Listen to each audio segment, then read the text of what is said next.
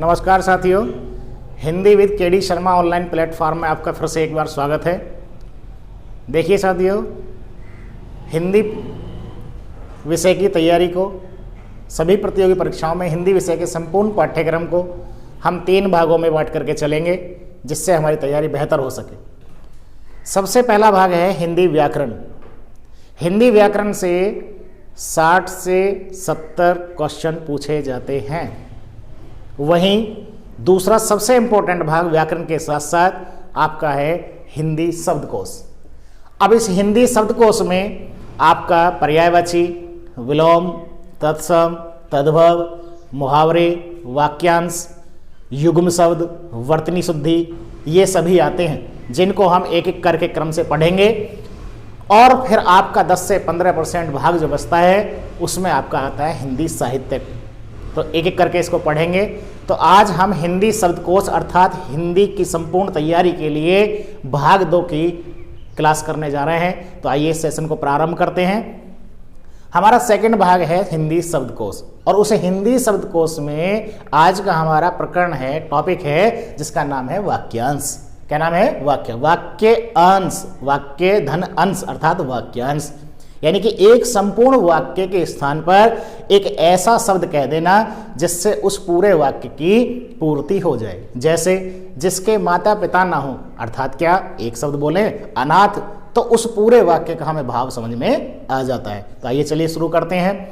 अब इस वाक्यांश में भी मैंने छोटी छोटी ट्रिक्स बनाई है। ट्रिक कहिए चाहे संग्रह कहिए, जो आपको आगामी परीक्षाओं में निश्चित तौर पे सफलता की ओर ले जाएगा। और ये क्या है कि यदि आपने इसी क्रम में आपने इनको याद किया है तो निश्चित तौर पर ना तो इनको कभी आप भूलेंगे और अच्छे से अच्छा आप अपनी परीक्षा में क्वेश्चन को कर पाएंगे। देखिए, वाक्यांश में आज सबसे पहला है इच्छा। इच्छा से संबंधित जितने भी यहाँ लिखे हैं, किसी ना किसी प्रतियोगी परीक्षाओं में यहाँ से एक ना एक क्वेश्चन बनता है, और अब से पहले भी कई बार क्वेश्चंस यहाँ से आए हैं। तो चलिए शुरू करते हैं। सबसे पहला लिखा है जानने की इच्छा। सबसे पहले क्या लिखा है? जानने की इच्छा, तो उसका कहते हैं जिज्ञासा। इनको आप याद करेंगे और साथ साथ रिवाइज करेंगे। देखिए, रटना नहीं है, आपको रटना नहीं है। मैंने सबसे पहले दिन आपको बताया था कि हमारा जो हिंदी का प्लेटफॉर्म है या जो हम हिंदी की तैयारी करा रहे हैं, उसमें आपको कोई भी चीज़ रटने की ज़रूरत नहीं पड़ेगी। बस केवल एक बार समझना है और आपको उसको रोज़ पढ़ना है, बस रोज़ रिवाइज करना है। जितना रिवाइज करेंगे उतना ही आपको चीज़ें याद हो जाएंगी। जानने की इच्छा, जिज्ञासा। नेक्स्ट बात करते हैं, अगला दिया है मोक्ष पाने की इच्छा, तो इसको कहते हैं मुमुक्षा। ध्यान रखेंगे, यहां से क्वेश्चन गड़बड़ हो जाता है कई बार। मुमुक्षा में दोनों ऊ छोटे रहेंगे, मुमुक्षा। अगला है मरने की इच्छा, तो इसका नाम है मुमूर्षा। क्या नाम है? मुमूर्षा। नेक्स्ट बात करते हैं करने की इच्छा, चिकीर्षा। बहुत शानदार क्वेश्चंस हैं ये, सार संग्रह रूप में आपको एक साथ मैंने कलेक्शन दिया है। आप इनको ऐसे ही याद करना, हर एक किताब में आपको कभी कंप्लीट नहीं मिलेंगे। देने की इच्छा, दित्सा। देने की इच्छा, दित्सा। आगे है बोलने की इच्छा, तो क्या है? विभाक्षा। बोलने की इच्छा, विभाक्षा। नेक्स्ट बात करते हैं खाने की इच्छा, तो खाने की इच्छा दी है बुभुक्षा। क्या दिया है? बुभुक्षा। तैरने की इच्छा, तितीर्षा। तैरने की इच्छा, तितीर्षा। पाने की तीव्र इच्छा, किसी चीज को पाने की तीव्र इच्छा, वो क्या होती है? अभीप्सा। क्या होती है? अभीप्सा। जीने की इच्छा, जिजीप्सा। इस क्वेश्चन को आप विशेष करके याद करेंगे, टिक कर लेंगे कि ये क्वेश्चन कई बार एग्जाम में पूछा है कि जिजीप्सा का शुद्ध वर्तनी क्या होगा। जिजीप्सा का शुद्ध वर्तनी क्या होगा। नेक्स्ट है सोने की इच्छा, तो आगे इसका नाम है सुषुप्सा। क्या नाम है? सुषुप्सा। आगे देखिए, बात करते हैं युद्ध करने की इच्छा, तो युद्ध करने की इच्छा क्या दिया है? युयुत्सा। युयुत्सा। आगे देखिए, किसी को जान से मारने की इच्छा, किसी को जान से मारने की इच्छा, तो उसको कहते हैं जिंघासा। ये गलत लिखा है, जिंघासा। क्या कहेंगे उसको? जिंघासा। नेक्स्ट बात करते हैं जागने की इच्छा, जिगीर्षा। जागने की इच्छा, जिगीर्षा। और पीने की इच्छा को कहते हैं पिपासा। तो साथियों यहाँ पे हमने 15 वाक्यांश सीखे इच्छा से संबंधित। आपको इसी क्रम में इनको याद करना है। ये निश्चित तौर से किसी न किसी परीक्षा में आपको अवश्य देखने को मिलेंगे। एक बार बस पूर्ण मनोयोग के साथ इनको पढ़ लेना, आपके निश्चित मिलेंगे। जानने की इच्छा जिज्ञासा, मोक्ष पाने की इच्छा मुमुक्षा, मरने की इच्छा मुमूर्षा, करने की इच्छा चिकीर्षा, देने की इच्छा दित्सा, बोलने की इच्छा विभाक्षा, खाने की इच्छा बुभुक्षा, तैरने की इच्छा तितीर्षा और पाने की इच्छा, किसी चीज को पाने की तीव्र इच्छा, वो क्या होगा अभिप्सा। जानने की इच्छा जिजीविषा, सोने की इच्छा सुषुप्सा और युद्ध करने की इच्छा युयुत्सा। वही बात की हमने किसी को जान से मारने की इच्छा, तो वो क्या होगा जिंघासा। क्या है जिंघासा। जागने की इच्छा जिगीर्षा, पीने की इच्छा पिपासा। अब इसी क्रम में देखिए बहुत शानदार क्वेश्चन है। ये क्वेश्चन अक्सर परीक्षा में पूछे जाते हैं। आपको ये तीनों अग्नि या आग या अनल या पावक, कुछ भी कहिए, पर्यायवाची होते हैं एक दूसरे के, तो ये तीनों अग्नि आपको एक साथ याद करनी है, इसीलिए मैंने यहाँ क्रम में दिया है इनको। पहला है जंगल या वन में लगने वाली आग। जंगल या वन में लगने वाली आग। देखिए जब क्वेश्चन देगा जंगल में लगने वाली आग, तो निश्चित तौर पे ये वाला समुद्र में लगने वाली आग का विकल्प जरूर देगा।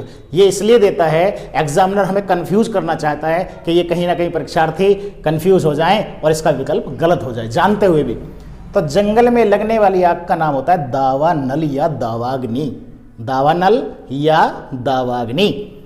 इसको ट्रिक से याद करेंगे कि जंगल में क्या खेला जाता है दंगल। दंगल मतलब कुश्ती, तो दे से याद रखना है दावानल।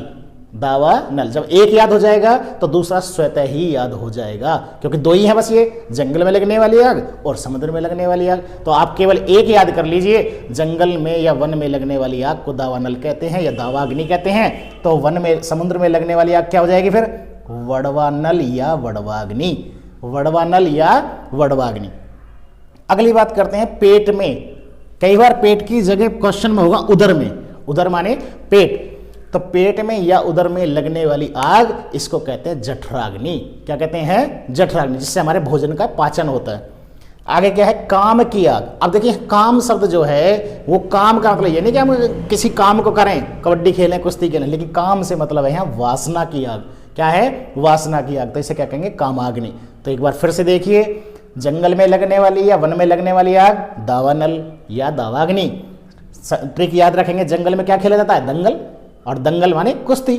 समुद्र में लगने वाली आग वड़वानल या वड़वाग्नि। पेट में लगने वाली आग जठराग्नि और काम की आग कामाग्नि। तो इस तरह से ये आपके दिए हैं ये सभी वाक्यांश। आई होप कि यू विल लर्न, और निश्चित तौर पर यहाँ से क्वेश्चन आपका आएगा ही आएगा। तो इनको आपको इसी क्रम से याद करना है।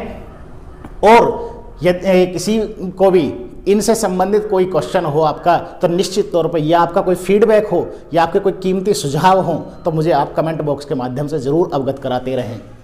तो ये जो हमने पीछे अभी देखा, उसके बाद फिर नेक्स्ट देखिए सूर्य उदय से पहले का समय। सभी वाक्यांश आज के बहुत मोस्ट इंपॉर्टेंट हैं। तो अगला देखेंगे जिसका नाम है सूर्य उदय से पहले का समय। तो इसका नाम क्या है उषा काल। क्या नाम है उषा काल।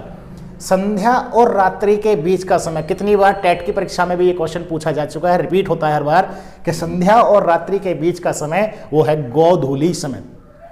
गौधूली समय, जब गाय घर को लौटती है तो उनके पैर से जो धूली उड़ती है, धूल उड़ती है, उसे क्या कहते हैं गौधूली समय। आधी रात का समय। आधी रात का समय, तो इसका आंसर क्या है निशीत। क्या नाम है निशीत। 100 वर्ष का समय शताब्दी।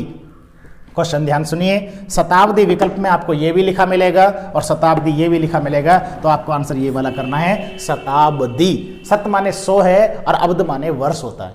अब्द माने वर्ष है। नेक्स्ट देखिए 15 दिन का समय। तो 15 दिन का समय क्या होगा पखवाड़ा। क्या होगा पखवाड़ा। यही क्वेश्चन याद करेंगे, कई बार पूछ लेता है कि हिंदी में पक्ष कितने होते हैं। तो पक्ष 2 हैं, एक होता है कृष्ण पक्ष और एक होता है शुक्ल पक्ष। कृष्ण पक्ष 15 दिन, शुक्ल पक्ष ये भी 15 दिन। कृष्ण पक्ष अंधेरी रात को कहते हैं और शुक्ल पक्ष चांदनी रात को कहते हैं। ठीक है, अर्थात पूर्णिमा ये वाला और अमावस्या।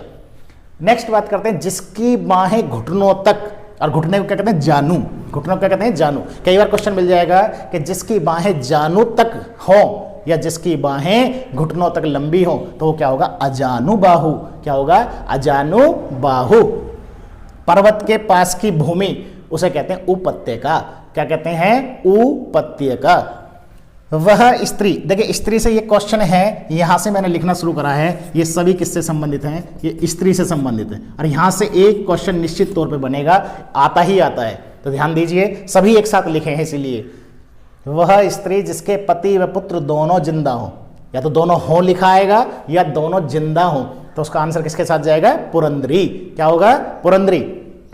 वह स्त्री जिसने कभी सूर्य भी ना देखा हो, वह स्त्री जिसने कभी सूर्य भी ना देखा हो, तो उसका आंसर क्या होगा? ए सूर्यम पश्या। ए सूर्यम पश्या। नेक्स्ट है दुराचारणी स्त्री। दुराचारणी स्त्री, यहां दू लग रहा है, दू माने क्या है? बुरा। दुरा, दू क्या है? उपसर्ग है, तो दुराचारणी स्त्री अर्थात कौन? उल्टा। नेक्स्ट है वह स्त्री जिसके पति दूसरा विवाह कर ले। वह स्त्री जिसका पति दूसरा विवाह कर ले, तो उसे क्या कहेंगे? अध्यूढ़ा। देखिए आधा ध्य बनाए, अध्यूढ़ा। अध्यूढ़ा। वह स्त्री जिसका पति परदेश से लौटा हो, निश्चित आएगा क्वेश्चन, आता है हर बार, ट्रेंड है इसका कि वह स्त्री जिसका पति परदेश से लौटा हो या वापस आया हो, तो उसे क्या कहते हैं? आगत पति का। आगत पति का। नेक्स्ट है वह स्त्री जो कविता लिखती हो, उसे कहते हैं कवयित्री। कवयित्री। ये क्वेश्चन बहुत इंपॉर्टेंट है, किसके लिहाज से? वर्तनी के लिहाज से। वर्तनी के लिहाज से क्यों? क्योंकि कवित्री का वर्तनी हमेशा से पूछता है कि कवि का शुद्ध वर्तनी क्या होगा। और दूसरी बात, यही क्वेश्चन याद करिए कि कवि का स्त्रीलिंग भी क्या होता है? कवित्री होता है। सूर्योदय से पहले का समय उषा काल, संध्या और रात्रि के बीच का समय गोधूली समय, आधी रात का समय निशीत, 100 वर्ष का समय शताब्दी, 15 दिन का समय पखवाड़ा। पक्ष कितने होते हैं? 2, कृष्ण पक्ष और शुक्ल पक्ष। जिसकी बाहें जानू या घुटनों तक लंबी हो, अजानुबाहु। पर्वत के पास की भूमि उपत्यका। वह स्त्री इसके पति व पुत्र दोनों जिंदा हो या दोनों हो, पुरंदरी। वह स्त्री इसने कभी सूर्य भी ना देखा हो, ए सूर्यम पश्या। नेक्स्ट बात करते हैं दुराचारणी स्त्री, कुल्टा। वह स्त्री इसका पति दूसरा विवाह कर ले, अध्यूढ़ा। और वह स्त्री इसका पति परदेश से लौटा हो, आगत पति का। वह स्त्री जो कविता लिखती हो, कवित्री। और इसका शुद्ध वर्तनी अक्सर पूछता है, तो इस क्वेश्चन को आप विशेष ध्यान रखेंगे। और कवि का स्त्रीलिंग भी क्या होता है? कवयित्री। देखिए साथियों, वीडियो अच्छा लगा हो तो लाइक व शेयर अवश्य करें, और चैनल को सब्सक्राइब करके साइड में बेल आइकन को दबा करके ऑल नोटिफिकेशन ऑन कर लीजिए, ताकि आने वाली वीडियो आपको निश्चित तौर से प्राप्त होती रहे। और आप अपने कीमती सुझाव या किसी का कोई भी क्वेश्चन, किसी का कोई भी डाउट, कहीं से भी किसी पेपर का आया हुआ क्वेश्चन है, तो आप कमेंट बॉक्स के माध्यम से मुझे जरूर अवगत कराएं। माना कि मनुष्य मशीनों का दास है लेकिन गुलाम नहीं है। कहने का आशय कि सुख सुविधाएं बहुत सारी हों, हम तभी बहुत कुछ करें, ये मायने नहीं रखता। कम सुविधाएं होने पर भी, कम साधन होने पर भी आप बहुत कुछ कर सकते हैं। आपके पास भी 24 ही घंटे होते हैं, 24 सेकंड भी एक्स्ट्रा नहीं होती। साधन ना होने के बावजूद भी मैं पूर्ण उत्साह के साथ लगा हुआ हूं, और निश्चित आने वाले समय में आपको बेहतर से बेहतर कंटेंट मिलेगा। एक बात और आपको आश्वस्त कराना चाहता हूं कि किसी भी परीक्षा में हिंदी से संबंधित आपको कोई समस्या नहीं आएगी। कोई क्वेश्चन ऐसा नहीं होगा जो मेरे द्वारा क्लास में डिस्कस ना किया गया हो। पीछे ऑफलाइन में ये रिकॉर्ड रहा है कि 70 में से 70, 100 में से 100 जितने क्वेश्चन आए वो सब बनते हैं। तो आप पढ़ते रहिए, साथ बने रहिए, और अपने सुझाव कमेंट बॉक्स के माध्यम से अवश्य देते रहिए। बहुत बहुत धन्यवाद। Thank you very much. मिलते हैं नेक्स्ट क्लास में। ओके।